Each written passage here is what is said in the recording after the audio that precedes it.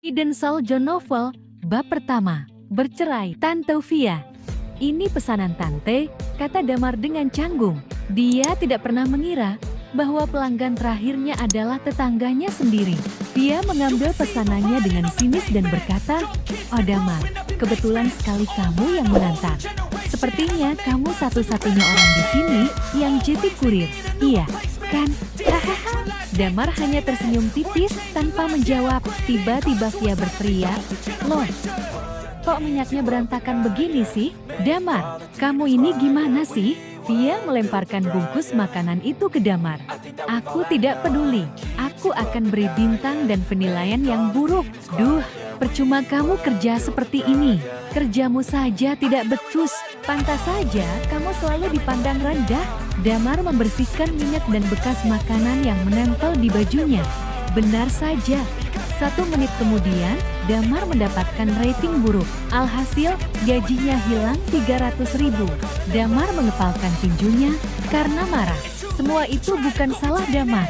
Damar adalah seorang pemuda yang diangkat menjadi menantu oleh Adrian Raharjo.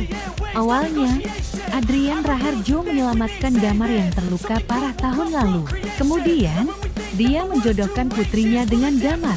Sayangnya, Adrian meninggal 1 bulan setelah pernikahan Damar dan putrinya, Sisi Raharjo. Meski hari-harinya melelahkan, Damar masih bersyukur dengan kehidupannya. Setidaknya dia masih memiliki tempat untuk pulang. Damar selalu bekerja setiap hari. Dia kerja sebagai kurir antar makanan di siang hari. Saat malam hari, Damar bekerja sebagai satpam. Dia hanya dapat tidur 5 jam setiap harinya. Setelah kematian ayah mertuanya, ibu mertuanya Amelia Putri Sitara membeli sebuah mobil RV dengan uang muka 400 juta, serta harus membayar cicilan rumah yang mereka tempati. Total cicilan masih kurang 2 miliar. Setiap bulan Damar harus membayar uang cicilan sebesar 20 juta. Tapi Damar rela bekerja keras demi Sisi. Dia masih mengingat dengan jelas bagaimana Sisi selalu merawatnya dengan sabar dan telaten saat-saat dirinya masih terluka. Damar mengeluarkan kunci rumah dan pulang. Betapa terkejutnya Damar saat kunci miliknya tidak dapat membuka pintu. Sudah dia coba beberapa kali pun, pintu rumahnya masih tidak bisa dibuka. Damar mengerutkan kening dan mencoba mengetuk pintu. Ibu mertuanya membuka pintu. "Bu, kenapa pintunya tidak bisa dibuka?" "Ya, padahal aku sudah coba beberapa kali pakai kunci yang biasa," kata Damar sambil tersenyum. Amelia menjawab dengan ringan, "Oh, aku ganti kuncinya." Damar tidak bertanya lebih lanjut dan hendak masuk ke dalam rumah. "Oh begitu, kalau begitu nanti tolong beri aku kunci yang tak disangka." Amelia mendorong Damar yang hendak masuk ke dalam rumah. "Tidak bisa. Mulai sekarang, kamu sudah tidak perlu masuk ke rumah ini." Damar tertegun dan masih tetap mencoba tersenyum pada ibu mertuanya. "Maksudnya, Bu, ini kan rumahku juga." Amelia mendengus dingin, wajahnya berubah menjadi sinis. "Diam, aku bukan ibumu. Ini juga bukan rumahmu. Kamu tidak pantas ada di sini. Sisi sedang menyiapkan surat cerai. Dia akan menceraikanmu dalam 2 hari. Jadi kamu sudah tidak ada hubungannya lagi dengan kami. Pergi." Damar bingung dan juga terkejut. Apa? Cerai? Sisi akan menceraikan aku? Kenapa? Tidak mungkin." Amelia kembali mendelik dengan tajam. "Damar, kamu tidak benar-benar berpikir kalau kamu itu layak jadi suami Sisi, kan? Putriku anak baik-baik. Menurutmu seorang kurir makanan sepertimu layak untuk Sisi? Kamu masih tanya kenapa? Kamu tidak sadar diri," kata Amelia. "Kecuali kalau kamu bisa mendapatkan 20 juta lebih per bulan.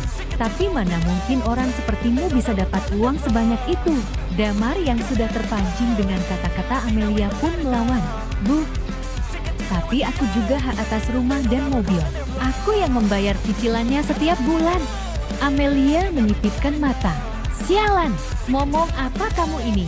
Kamu bayar karena namamu yang tertulis sebagai peminjam. Kalau kamu tidak bayar cicilannya, ya kamu yang dipenjara. Dan ingat, mobil itu atas nama Sisi. Aku tidak ingin buang-buang waktu lagi. Aku akan telepon saat surat cerainya sudah selesai." Setelah berbicara, Amelia membanting pintu dengan keras. Damar mengepalkan tinjunya erat-erat. menatap pintu rumah itu dengan lekat. Dia sudah memberikan segalanya untuk keluarga ini, tapi pada akhirnya dia malah kehilangan segalanya. Dan dia masih harus membayar cicilan KPR dan kredit mobil. Damar sudah menganggap Sisi sebagai seseorang yang berharga dalam hidupnya. Tapi Sisi memilih menceraikannya. Dia tidak bisa menerima hal ini begitu saja. Setidaknya, apa alasannya? Kenapa? Apakah hanya karena Damar tidak memiliki uang? Damar menghela napas, berbalik, dan pergi dari halaman rumah lamanya. Dia berjalan menyusuri jalanan kompleks, mengikuti kemanapun kakinya ingin pergi. Beberapa saat setelah Damar berjalan, ada sekelompok orang di belakangnya. Damar tidak tahu apa yang mereka inginkan. Perempuan yang berdiri paling depan berkata, "Tidak mungkin, Zero. Akhirnya Anda kembali." Damar menoleh dengan linglung. "Kamu bicara denganku." Melihat reaksi Damar, perempuan yang berpakaian hitam itu tidak bisa berkata-kata untuk sesaat. Dia melihat Damar yang kulitnya berubah gelap karena terbakar matahari, dahinya yang penuh keringat sebesar biji jagung, wajahnya yang terlihat lesu, dan matanya yang berkaca-kaca. "Pak Damar, saya Night Watcher, Sir. Anda adalah kartu truf Night Watcher dan prajurit terkuat kami. Anda tidak perlu khawatir. Semua yang saya katakan barusan itu sungguh-sungguh, tapi setelah misi 3 tahun lalu, Anda menghilang. Anda terluka sangat parah setelah misi itu dan hilang ingatan." Setelah berbicara, dia menyerahkan kartu nama kepada Damar. Perempuan ini bernama Nidya Dewari. Dia adalah Night Watcher, Sir.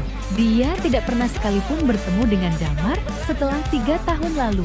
Sekarang, saat akhirnya dia bertemu dengan Damar, dia sangat terkejut mendapati Damar yang hilang ingatan. Salah satu peluru terkuat Night Watcher akhirnya ditemukan. Tentu saja Nidya senang. Damar membolak-balik kartu nama itu dan menyimpannya di kantong celananya.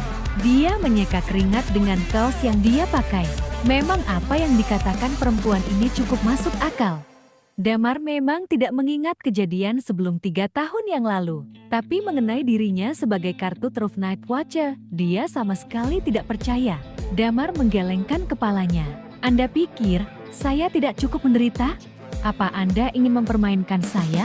Saya tidak punya waktu untuk membicarakan hal tidak masuk akal seperti ini." Nidya meraih tangan Damar dan berkata, "Pak Damar, ikutlah dengan saya. Saya punya cara untuk mengembalikan ingatan Anda. Ayo, tinggalkan tempat ini dan kembalikan ingatan Anda. Anda akan kembali menjadi bintang." Damar menolak dengan tegas. "Tidak perlu, pergi. Kalau tidak, jangan salahkan saya karena bersikap kasar." Raut khawatir terlukis di wajah Nidya. Dia tetap mencoba membujuk Damar. "Apa Anda masih tidak sadar? Sekarang Anda hanya hidup untuk mencari uang. Anda punya apa? Kenapa saya harus repot-repot menipu Anda yang tidak punya apa-apa? Sekarang peluang sudah di depan mata. Anda bisa punya banyak uang tanpa harus bekerja banting tulang seperti ini. Anda pasti mau, kan?" Damar tersipu. Apa yang dikatakan Nidya memang benar. Tapi dia masih sulit untuk percaya. Bagaimana mungkin dia tiba-tiba menjadi Night Watcher? Zero yang katanya kartu truf itu. Damar menjawab dengan marah, "Kalau begitu, beri aku 1 miliar sebagai bukti." Nidya langsung memberikan sebuah kartu. "Ini kartu Atam yang sering Anda pakai."